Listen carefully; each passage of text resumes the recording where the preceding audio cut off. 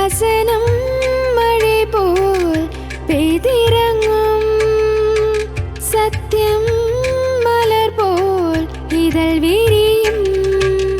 சத்தியம் சத்தியமே, சத்தியம் சத்தியமே, சத்தியம் சத்தியமே, சத்தியம் சத்தியமே.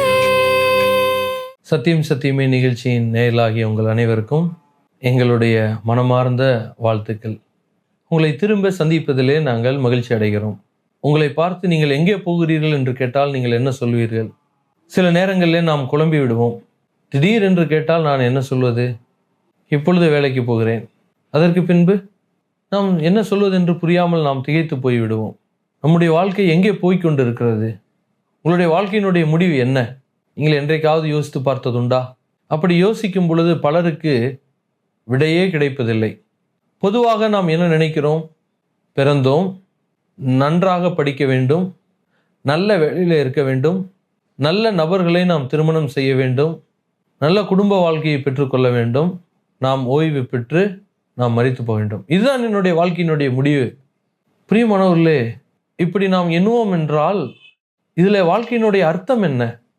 எல்லா மனிதர்களுக்கும் இது ஒன்றுதான் லட்சியம் என்றால், வாழ்க்கை ஒவ்வொருவரையும் இயேசு கிறிஸ்துவானவர் மிக வினோதமாக, வித்தியாசமாக அவர் படைப்பதற்கான காரணம்தான் என்ன? நாம் யோசிக்க வேண்டும். பிரியமானவர்களே, நாம் யோசிக்க முயற்சி எடுக்கும்போது பல நேரங்களில் அதற்கான தீர்வுகளை நாம் பெற்றுக்கொள்வதில்லை. நம்முடைய மூளையிலிருந்து தீர்வுகள் உண்டாவது இல்லை. நம்முடைய நண்பர்கள் நமக்கு தீர்வை கொடுக்க முடியாது.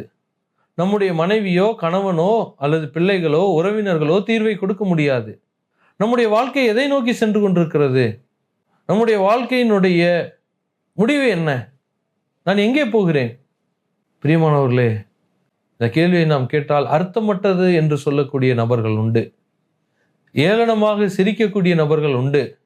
நான் படித்து பெரிய பதவியாகிவிட்டால் அதுதான் என்னுடைய வாழ்க்கை, என்னுடைய லட்சியம் என்று சொல்லக்கூடியவர்கள் உண்டு. இதில் ஒரு படி மேலே போய் சிலர் சொல்லுவார்கள், நான் படித்ததை இந்த சமுதாயத்துக்கு பயன்படுத்தி விட்டால் என்னுடைய வாழ்க்கையை, என்னுடைய லட்சியங்கள் அடைந்தாயிற்று என்று சொல்லுகிறவர்கள் உண்டு. ஒரு விதத்தில் இவைகளெல்லாம் சரியாக இருந்தாலும் ஒவ்வொரு மனிதனுடைய வாழ்க்கை இப்படியாக நகர்ந்து முடிய வேண்டும் என்று சொல்லி தேவன் விரும்புவதில்லை.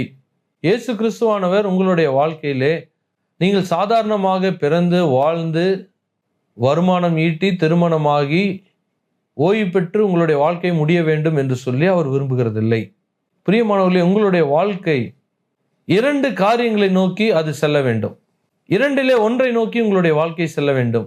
ஒன்று முடிவில்லாத சந்தோஷமான வாழ்க்கை, இன்னொன்று முடிவில்லாத அழிவின் வாழ்க்கை.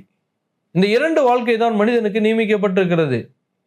இந்த உலகத்திலே எந்த கண்டத்திலே பிறந்திருக்கலாம், எந்த நாட்டிலே பிறந்திருக்கலாம், எந்த கல்வியை நீங்கள் பெற்றிருக்கலாம், எந்த நிறத்திலே நீங்கள் பிறந்திருக்கலாம், நீங்கள் ஆரோக்கியத்தோடு பிறந்திருக்கலாம், ஆரோக்கியம் குன்றி நீங்கள் பிறந்திருக்கலாம், நீங்கள் ஆணாக பிறந்திருக்கலாம், பெண்ணாக பிறந்திருக்கலாம். ஆனால் நீங்கள் யாராக பிறந்திருந்தாலும் உங்களுடைய வாழ்க்கையிலே இந்த இரண்டிலே ஏதாவது ஒன்றை நோக்கி தான் நகர்ந்து கொண்டு இருக்கிறது.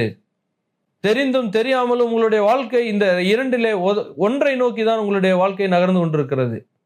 இதில் மிக துயரமான விஷயம் என்னவென்றால், அநேகருடைய வாழ்க்கை ஒரு முடிவில்லாத அழிவை நோக்கி தான் சென்று கொண்டிருக்கிறது.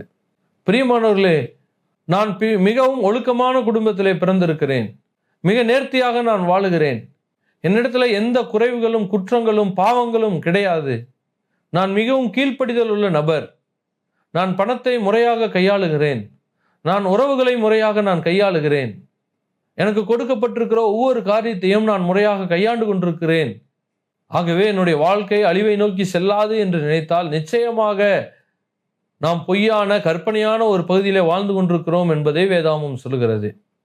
உங்களையும் என்னையும் படைத்த இறைவனாகிய இயேசு கிறிஸ்துவானவர் சொல்லுகிறார், மனிதனுடைய வாழ்க்கை அழிவை நோக்கி அது சென்று கொண்டிருக்கிறது. அவர் ஒவ்வொரு மனிதனுக்கு முன்பாகவும் இப்படியாக சொல்லுகிறார், உனக்கு முன்பாக இரண்டை வைக்கிறேன், ஒன்று ஜீவ வழி, ஒரு அழிவில்லாத நல்ல ஆனந்தமான இயேசு கிறிஸ்துவானவர் கொடுக்கக்கூடிய வழி, இன்னொன்று முடிவில்லாத அழிவின் வழி. இரண்டை தான் ஒவ்வொரு மனிதனுக்கு முன்பாக வைக்கிறார். நாம் தேர்வு செய்ய வேண்டியது நம்முடைய கடமையாக இருக்கிறது. நாம் எல்லாரும் பாவிகள் என்று சொல்லி வேதாகமம் சொல்லுகிறது. நீதிமான் ஒருவனும் இல்லை, ஒருவனாகிலும் இல்லை, தேவனை தேடுகிறவன் இல்லை, உணர்வுள்ளவன் இல்லை என்று சொல்லி வேதாமம் சொல்லுகிறது. பிரியமானவர்களே, இந்த உலகத்திலே வாழக்கூடிய மனிதர்கள் எல்லாரும் தெய்வ பயமற்று இருக்கிறார்கள். பல்வேறு விதமான தீமைகளை மனிதர்கள் செய்யக்கூடியவர்களாக இருக்கிறார்கள். ஒருவேளை அடுத்தவர்களுக்கு தீமையை விளைவிக்காமல் இருக்கலாம், ஆனால் உங்களுக்கு நீங்களே தீமை விளைவிக்கக்கூடிய பல்வேறு விதமான காரியங்களை செய்யலாம். தவறான பழக்க முறைகள் நீங்கள் கையாளக்கூடியவர்களாக இருக்கலாம். பிரியமானவர்களே, உங்களுடைய வாழ்க்கை எதை நோக்கி செல்கிறது? நம்முடைய வாழ்க்கையானது புல்லின் பூவை போல மிக வேகமாக நகர்ந்து கொண்டே இருக்கிறது.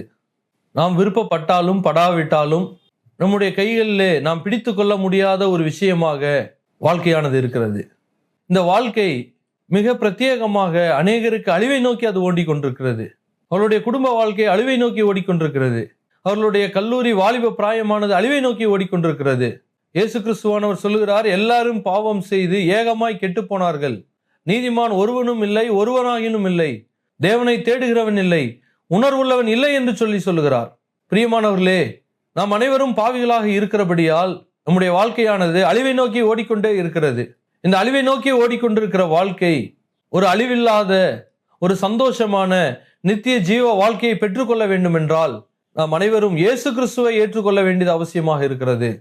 இயேசு கிறிஸ்துவானவர் மட்டுமே அவர் அழிவில்லாத வாழ்க்கையை கொடுக்கக்கூடிய ஆண்டவராக அவர் காணப்படுகிறார். இந்த உலகத்திலே இயேசு கிறிஸ்து மட்டும்தான் மனிதனுடைய வாழ்க்கையை அழிவிலிருந்து மீட்டெடுக்கக்கூடிய ஒரு வல்லமையுள்ள தேவனாக அவர் காணப்படுகிறார். உங்களுடைய வாழ்க்கை அழிவை நோக்கி சென்று கொண்டிருக்கிறதா? உங்களுடைய வாழ்க்கை அது முடிவை நோக்கி சென்று கொண்டிருக்கிறதா? என்னுடைய வாழ்க்கையிலே பிரச்சனைகளானது அதிகரித்து கொண்டே இருக்கிறது. என்னுடைய வாழ்க்கையிலே போராட்டங்களானது அதிகரித்து கொண்டே இருக்கிறது. இது எங்கே போய் முடியும்? இது எப்படி முடியும் என்று நீங்கள் சிந்திப்பீர்கள் என்றால் அதற்கு முடிவானது இயேசு கிறிஸ்துவானவருடைய கைகளில் இருக்கிறது. எனக்கு அன்பான பிரியமானவர்களே, உங்களுடைய வாழ்க்கை எதை நோக்கி ஓடிக்கொண்டிருக்கிறது என்று சொல்லி நீங்கள் யோசித்து பார்க்க வேண்டிய அவசியமாக ஒரு காலகட்டத்திலே நாம் வாழ்ந்து கொண்டிருக்கிறோம். இந்த 21வது நூற்றாண்டிலே மனிதர்கள் வேக வேகமாக தங்களுடைய வாழ்க்கையை நகர்த்துகிறார்கள். எல்லாம் வேகமாக கிடைக்க வேண்டும் என்று சொல்லி நினைக்கிறார்கள். அது பணம் சம்பாதிப்பதில் இருந்து, அவர்களுடைய உறவுகள் இருந்து, அவர்களுடைய நட்புகள் இருந்து எல்லாம் வேக வேகமாக அவசரமாக சிறு பிராயம் முதற்கொண்டே அப்படியான வாழ்க்கை முறையிலே சிக்கி கொண்ட மனிதர்களாக காணப்படுகிறார்கள். அப்படியாக நீங்கள் இருப்பீர்கள் என்றால் உங்களுடைய வாழ்க்கை அழிவிலிருந்து மாற்றப்பட வேண்டியது அவசியம். உங்களுடைய வாழ்க்கை அழிவிலிருந்து மீட்டெடுக்கப்பட வேண்டியது அவசியம். உங்களுடைய வாழ்க்கை லட்சியமில்லாத ஒரு வாழ்க்கையாக இருக்கிறது என்றால் லட்சியத்தை நோக்கி உங்களுடைய வாழ்க்கையை நகர்த்த வேண்டியது அவசியமாக இருக்கிறது. எனக்கு அன்பான பிரியமானவர்களே, இந்த உலகத்திலே மிக அதிகமாக சம்பாதித்த, மிக உயர்ந்த பதவி வகித்த, மிக அழகுள்ள, எல்லாவற்றையும் ஆண்டு அனுபவித்த ஒரு ராஜா சாலமோன் இப்படியாக சொல்லுகிறார், காரியத்தின் கடைத்தொகையை கேட்போமாக, தேவனுக்கு பயந்து அவர் கற்பனைகளை கைக்கொள். பிரியமானவர்களே, இது எல்லா மனிதர்கள் மேலும் விழுந்த கடமை இதுவே என்று சொல்லி உலகத்திலே பணத்தையும் பதவியையும் பல்வேறு விதமான திருமண பந்தத்தையும் அனுபவித்த ஒரு ராஜா இப்படியாக தன்னுடைய வாழ்க்கையிலே எழுதுகிறார். அவர் வாழ்க்கையினுடைய முடிவிலே அவர் கூற வரக்கூடிய காரியம், நாம் கடவுளை தேட வேண்டும். உன்னுடைய வாழ்க்கையிலிருந்து அழிவிலே நாம் மீட்டெடுக்கப்பட வேண்டும் என்றால் அழிவில்லாத வாழ்க்கையை கொடுக்கக்கூடிய இயேசு கிறிஸ்துவானவரிடத்திலே கொடுக்க வேண்டும். இயேசு கிறிஸ்துவானவர் இந்த பூமியிலே அவர் இருந்த பொழுது இப்படியாக சொன்னார், ஒரு குருடன் இன்னொரு குருடனுக்கு வழிகாட்ட முடியாது. ஆம் பிரியமானவர்களே, அழிவுள்ள மனிதன் இன்னொரு மனிதனுக்கு அழிவில்லாத வாழ்க்கையை காண்பிக்க முடியாது. ஆகவேதான் இயேசு கிறிஸ்துவானவர் அவர் அழிவில்லாத நித்திய ஜீவனுடைய தேவனாக அவர் காணப்படுகிறார். அவர் ஆதியும் அந்தமும் இல்லாத தேவனாக இருக்கிறார். அவருக்கு துவக்கம் இல்லை, அவருக்கு முடிவில்லை. அவர் நித்தியம் உள்ள தேவனாக அவர் காணப்படுகிறார். இந்த உலகத்தில் இருக்கிற எல்லா மனிதனுக்கும் துவக்கமானது உண்டு, ஆனால் முடிவானது 2 இடங்களில் ஒரு இடத்தை அவன் சென்று அடைந்தாக வேண்டும்.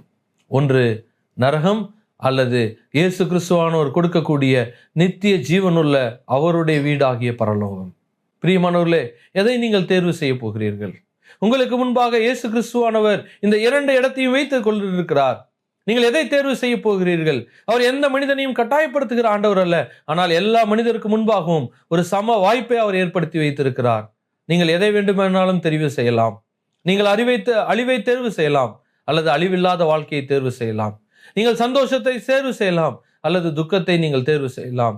அல்லது பிரச்சனையுள்ள வாழ்க்கையை நீங்கள் தேர்வு செய்யலாம், அல்லது பிரச்சனையற்ற இயேசு கிறிஸ்து கொடுக்கக்கூடிய நிம்மதியான வாழ்க்கையை தேர்வு செய்யலாம். ஒரு தேவனுடைய கட்டுக்காப்போடு வாழக்கூடிய ஒரு வாழ்க்கையை தேர்வு செய்யலாம், அல்லது ஒரு கட்டுப்பாடற்ற ஒரு மிக மோசமான வாழ்க்கையை தேர்வு செய்யலாம். எதை நீங்கள் தேர்வு செய்ய போகிறீர்கள்? இயேசு கிறிஸ்துவானவர் உங்களை அழைக்கிறார்.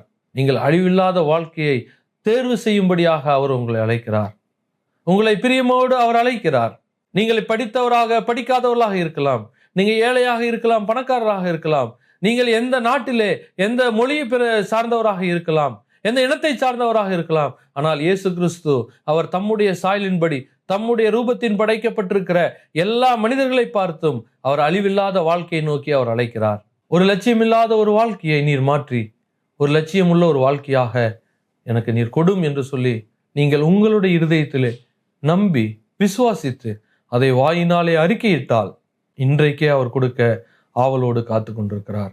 ஆகவே இந்த இயேசு கிறிஸ்து அண்டையிலே நீங்கள் கொடுத்து அழிவில்லாத வாழ்க்கையை பெற்றுக்கொண்டு ஒரு சமாதானமான வாழ்க்கையை இந்த பூமியிலும் இந்த பூமிக்கு பின்பாகவும் நீங்கள் பெற்று அனுபவிக்கும்படி உங்களை அன்போடு அழைக்கிறார். இயேசு கிறிஸ்து தாமே உங்களை ஆசீர்வதிப்பாராக. ஆமென். சத்யம் சத்யமே, சத்யம் சத்யமே.